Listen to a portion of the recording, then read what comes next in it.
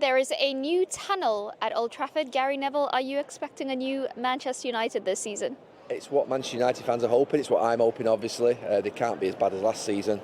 A lot of change off the pitch and on the pitch at Manchester United. Obviously, the new hierarchy that were placed into the club at the end of last season have now sort of started their roles. The CEO, sporting director, technical director, the new ownership obviously were in part way through last season. There's making a lot of changes. The new profile of player that they're signing I'm more optimistic about that. But I do think there'll be some pain along the way. I think there's still some questions to answer, not just for the club but for Erik ten Hag as well. Speaking of Erik ten Hag, his position was under threat for much of the summer. The new leadership team decided to stick with him. Were you concerned by how long it dragged out? And then are you actually impressed by how they've turned it around? Because they now seem to actually be building quite a strong relationship. Yeah, I mean, I think it threw them, the cup final, beating Manchester City. It threw us all, I think. And I think they were probably prepared that Erik ten Hag would leave.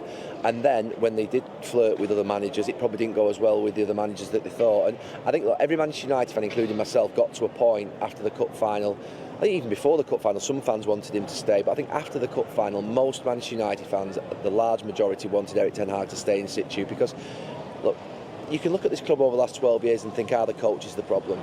You know, is Jose Mourinho the problem? Is David Moyes the problem? Is Ole Gunnar Solskjaer the problem? Is Louis van Gaal the problem? Is Erik ten Hag the problem? Or is the actual structure above and what's happening and the poor recruitment and the changes and the sort of the pinball sort of nature of the football club, is that the biggest problem? So I think the idea that at least Erik ten Hag can have another season with hopefully more stable ownership and people around him, that would mean that actually we're not making the big decisions badly that we have in the past, particularly on recruitment. So I'm hopeful that that decision of sort of supporting him pays off. On that point of recruitment, you said you've been happy with the profile of signings thus far. Can you also note that change in approach where they're a lot more aggressive, lining up deals in advance, not just waiting for outgoings, and then changing the dynamic of the side with, as we saw, Wan-Bissaka, defensive specialist, out for Mazraoui, who's highly technical, two-footed. Look, I know Dan Ashworth very well from working with him with England when I was under Roy Hodgson.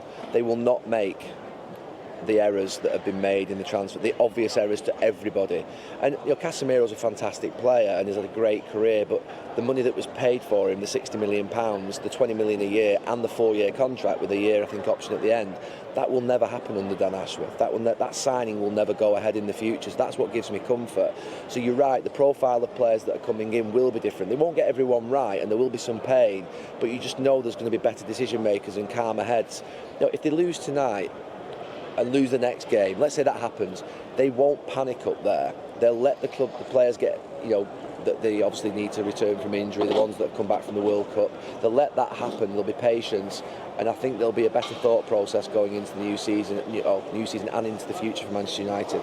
There's been a lot of positivity around the club, bar the injuries during pre-season, but in terms of, like we said, the manager staying, the relationship building between the leadership, the signings that have been made, will that only get tested when there are setbacks? You're saying they'll remain calm, but what about the supporters and stuff? That needs to be a united sense of calm.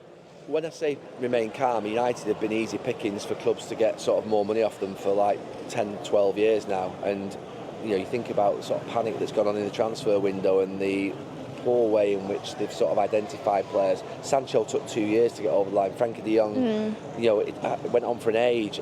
I don't think that type of thing will happen too often in the future. So they will remain calm, and I don't think they will panic. Erik ten Hag will come under pressure if he starts playing like they did last season. We cannot have those types of performances. And the injuries you keep mentioning, look, we can have one bad season through injuries, but if you keep getting injuries, you're either recruiting players who are injury prone, or you're doing something wrong in training, the way in which you're preparing the players. So that's got to stop as well. We need reliability and consistency. Every club and every coach needs that. So they have got some questions to answer. Players obviously who had poor seasons last year, the balance of the side. Hoyland injured and what happens at centre forward? Which of the 6 centre backs that they've got are going to play as a pair? So there's lots of things to resolve for Eric Ten Hag and Manchester United.